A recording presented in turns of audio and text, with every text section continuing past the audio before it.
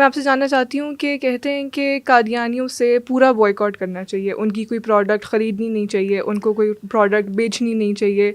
خوشی اور غم میں ان کا شریک نہیں ہونا چاہیے، ان کا علاج نہیں کرنا چاہیے، یا قادیانی ڈاکٹر سے علاج کروانا نہیں چاہیے. تو اس بارے میں تھوڑی سی رہنمائی کریں ہماری. جی بنت اظہر، ابھی آپ نے جو سوال کیا ہے اس میں ایک بنیادی بات سمجھنے کی ہے، وہ یہ ہے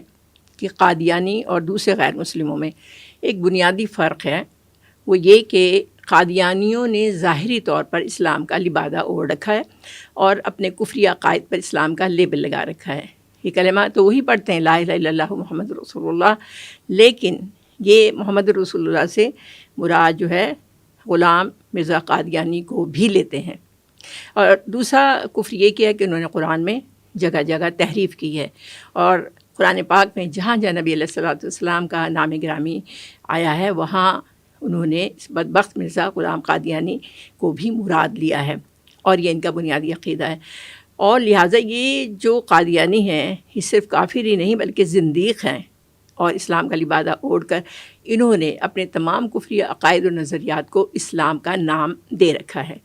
تو یہ جو ہمارا جو بنیادی ختم نبوت کا جو عقیدہ ہے، اس سے یہ پوری طرح انحراف کرتے ہیں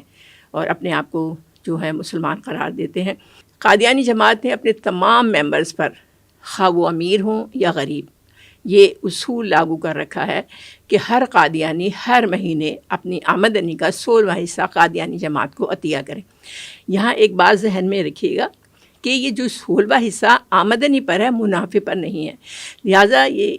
جو ایک طریقہ کار انہوں نے اختیار کیا ہے کہ دنیا بھر کا غریب سے غریب قادیانی بھی ہر ماہ اپنی آمدنی کا 16واں حصہ ہر حال میں قادیانی جماعت کو دینے کا پابند ہے. اب ایک اور بات قابل توجہ ہے کہ جب ہم قادیانی پروڈکٹس خریدتے ہیں تو گویا اس سے قادیانیوں کو جو آمدنی ہوتی ہے وہ لامحالہ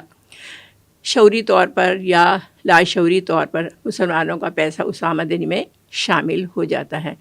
اور پھر ہوتا یہ ہے کہ قادیانی جماعت اس پیسے کو دنیا بھر میں اسلام اور مسلمانوں کے خلاف استعمال کرتے ہیں،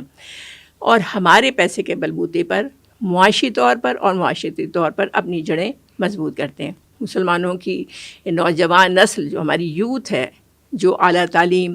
اعلیٰ نوکری اور اونچے گھرانوں میں شادی کے ساتھ ساتھ بیرون ملک جانے کے خواب دیکھ رہے ہوتے ہیں، یہ انہیں کالجز میں، یونیورسٹیز میں جو ہیں انہیں گھیرتے ہیں، ان کے ایمان کو برباد کر کے انہیں مرتد بنا کر جہنم کے راستے پر لگاتے ہیں. اور یہ سب کچھ آپ دیکھیے کہ اسی پیسے کی بنیاد پر ہوتا ہے.